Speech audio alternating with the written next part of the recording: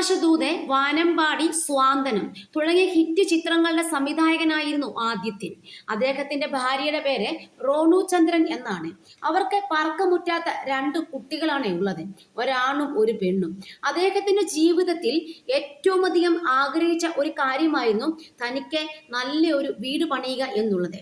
ആ സ്വപ്നം സഫലമാകുന്നതിന് മുമ്പ് തന്നെ അദ്ദേഹം മലയാളികളായ നമ്മളെ എല്ലാവരിൽ നിന്നും വേർപെട്ടു പോയിരുന്നു. അദ്ദേഹത്തിന്റെ ഭാര്യ ഈ അടുത്തിടെ ഫേസ്ബുക്കിൽ പങ്കുവച്ച ഒരു പോസ്റ്റ് ഏറെ ചർച്ചയായതായിരുന്നു. അതായത് ഭർത്താവിന്റെ വിയോഗശേഷം താൻ നേരിടുന്ന സാമ്പത്തിക ബുദ്ധിമുട്ടുകളെ കുറിച്ചായിരുന്നു റോണു പങ്കുവച്ചിരുന്നത്. 49 ലക്ഷം രൂപയുടെ കടബാധ്യത ഉണ്ടെന്നായിരുന്നു റോണുവിന്റെ പോസ്റ്റ്. ഇപ്പോഴിതാ താനും ആദിത്യനുമായി ഉണ്ടായിരുന്ന പ്രശ്നങ്ങൾക്ക് പിന്നിലുള്ള കാരണം അവർ തുറന്നു പറഞ്ഞിരിക്കുകയാണ്. ജീവിതത്തിൽ ഇവർ തമ്മിൽ എന്തൊക്കെ പ്രശ്നങ്ങൾ ഉണ്ടായിരുന്നു, പക്ഷെ ആർക്കും അത് അറിയത്തില്ലായിരുന്നു. ഒരു നിഗൂഢതയായി അത് അവശേഷിക്കുമെന്നാണ് കരുതിയിരുന്നത്. എന്നാൽ ഇപ്പോൾ റോണു തന്നെ രംഗത്ത് വന്ന് അതിന്റെ കാര്യം പറഞ്ഞേക്കുകയാണ്. റോണുവിന്റെ വാക്കുകൾ ഇങ്ങനെയാണ്: ഞങ്ങൾക്കിടയിൽ ചെറിയ പ്രശ്നങ്ങൾ നിലനിന്നിരുന്നു. അത് ചിലർ മുതലെടുക്കുകയായിരുന്നു എന്നാണ് അവർ പറയുന്നത്. ഭർത്താവ് ചിലരെ സാമ്പത്തികമായി സഹായിക്കാൻ തുടങ്ങി. അത് ഒരു സ്ത്രീ മുഖേനയാണ് ആരംഭിച്ചത്. അങ്ങനെ ഞങ്ങളുടെ ജീവിതത്തിൽ മൂന്നാമതൊരാൾ വന്നു. അത് ഒരു ബിഗ് ബോസ് താരമാണെന്നും അവർ സീരിയലിലെ പ്രധാനപ്പെട്ട കഥാപാത്രങ്ങളെ അവതരിപ്പിച്ചിരുന്ന വ്യക്തിയാണെന്നുമാണ് റോണു പറയുന്നത്. അവരുടെ പേര് വരെ റോണു വെളിപ്പെടുത്തുന്നുമുണ്ട്. അവരുമായുള്ള ഭർത്താവിന്റെ സൗഹൃദമാണ് എല്ലാ പ്രശ്നങ്ങൾക്കും കാരണമായെന്നാണ് റോണു പറയുന്നത്. ഭർത്താവിന്റെ വാനമ്പാടി സീരിയലിന്റെ നായികയായിരുന്നു സുചിത്ര.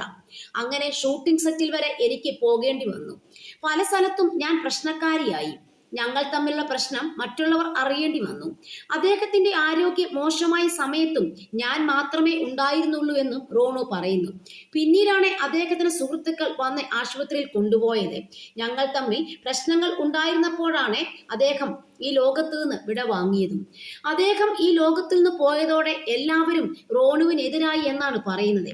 ദിവസവും 500 രൂപ കിട്ടുന്ന ജോലിയാണ് ഇപ്പോൾ റോണു ചെയ്യുന്നത്. വീടിന് 49 ലക്ഷം രൂപ ബാധ്യതയുണ്ട്. സീരിയൽ നടിയായ ജീജ സുരേന്ദ്രനാണ് എന്നെ ആ സമയത്ത് സഹായിച്ചത്. കഴിഞ്ഞ വർഷം മക്കളുടെ പഠനത്തിന് ആവശ്യമായ പണം നടി ചിപ്പി രഞ്ജിത്താണ് തന്നത്. എന്നാൽ ഈ വർഷം അവർ തന്നിട്ടില്ല. അതിന് എനിക്ക് അവരോട് ഒരു പിണക്കവുമില്ല. സുചിത്രയുമായിട്ടുള്ള പ്രശ്നത്തിൽ ഇടപെട്ടതും ചിപ്പി ചേച്ചി ആയിരുന്നു. എനിക്ക് ഭ്രാന്താണെന്ന് പറഞ്ഞ് അടുത്ത ബന്ധുക്കൾ ആശുപത്രി വരെ കൊണ്ടുപോയിട്ടുണ്ടെന്നും റോണു പറയുകയാണ്. റോണുവിന്റെ വാക്കുകൾ നമ്മൾക്ക് വിശ്വസിക്കാം, അവിശ്വസിക്കാം. കാരണം ഇവർ പറയുന്നത് മാത്രമേ നമ്മൾക്ക് അറിയുകയുള്ളൂ. അതിൻ്റെ മറ്റൊരു വശം എന്താണെന്ന് കൂടി നമ്മളെല്ലാവരും ചിന്തിക്കണം. പക്ഷേ തൻ്റെ ഒരു വിഷമം റോണു അതിശക്തമായ രീതിയിൽ പങ്കുവച്ചിട്ടുമുണ്ട്. ചിലപ്പോൾ അത് വളരെ തന്നെ വാസ്തവമായിരിക്കാം. അല്ലെങ്കിൽ ഒരാളും ഇങ്ങനെ രംഗത്ത് വന്ന് ഇതുപോലെ പേര് വരെ വെളിപ്പെടുത്തിയേക്കുവാണ്. അതിന് ഒരു സ്ത്രീ എന്ന നിലയിൽ റോണുവിനെ സംബന്ധിച്ചിടത്തോളം അവരുടെ വിഷമങ്ങൾ പുറത്തു പറയണം. അല്ലെങ്കിൽ അവർ മനസ്സ് നീറി ഇങ്ങനെ ജീവിതം മുന്നോട്ട് കൊണ്ടുപോകും. അതിലും നല്ലത് അവർ തുറന്നു പറഞ്ഞത് വളരെ നല്ലത് തന്നെയാണ്. റോണുവിനെ സംബന്ധിച്ചിടത്തോളം തൻ്റെ ഭർത്താവിനെ ജീവനൂല്യം സ്നേഹിക്കുന്ന വ്യക്തിയായിരുന്നു. അപ്പോൾ അവർക്കുണ്ടായ വേദനകൾ അവർ പങ്കുവെക്കുകയാണ്. എത്ര നാൾ ഒരു സ്ത്രീ ഇത് സഹിച്ചു മുന്നോട്ട് പോകും? ഇപ്പോൾ റോണു പറയുന്ന കാര്യങ്ങളൊക്കെ നമ്മൾ അതിന് 2 വശവും നമ്മൾ അറിയേണ്ടത് വളരെ ആവശ്യമാണ്. എന്താണ് അവിടെ സംഭവിച്ചത്, എന്തുകൊണ്ടാണ് അദ്ദേഹത്തിൻ്റെ പൈസയൊക്കെ തട്ടിക്കൊണ്ട് പോയത്, ഇതിനെല്ലാം ഒരു ഉത്തരം ഇനിയും നമുക്ക് പ്രതീക്ഷിക്കാവുന്നതാണ്. ഇത് നമുക്കിപ്പോൾ പെട്ടെന്ന് കേൾക്കുമ്പോൾ ആരെയും കുറ്റപ്പെടുത്താനും പറ്റത്തില്ല. അവരുടെ സൈഡും കൂടെ, സുചിത്ര എന്ന് പറഞ്ഞ വ്യക്തിയുടെ സൈഡും കൂടെ കേൾക്കാതെ നമുക്ക് ആർക്കും ഒന്നും പറയാൻ പറ്റത്തില്ല. അപ്പം റോണുവിൻ്റെ വിഷമം റോണു പങ്കുവെച്ചു, അത് വളരെ നല്ല കാര്യം തന്നെയാണ്. പക്ഷേ ഇനി സുചിത്ര എന്ന് പറഞ്ഞ വ്യക്തി വന്ന് ഇതിനൊരു മറുപടി തരികയോ അവരുടെ ഭാഗത്തു നിന്നുള്ള കാര്യങ്ങൾ കേട്ടിട്ട് നമുക്ക് എന്തെങ്കിലും പറയാൻ പറ്റത്തുള്ളൂ. ആരുടെ ഭാഗത്താണ് തെറ്റ്, ആരുടെ ഭാഗത്താണ് ശരി എന്നുള്ള ഒന്നും നമുക്കിപ്പോൾ അറിയത്തില്ല. കാരണം നമ്മൾ ജസ്റ്റ് കേട്ട കാര്യങ്ങൾ മാത്രമാണ്, സോഷ്യൽ മീഡിയയിൽ വന്നത് മാത്രമേ നമുക്ക് പറയാൻ അറിയത്തുള്ളൂ.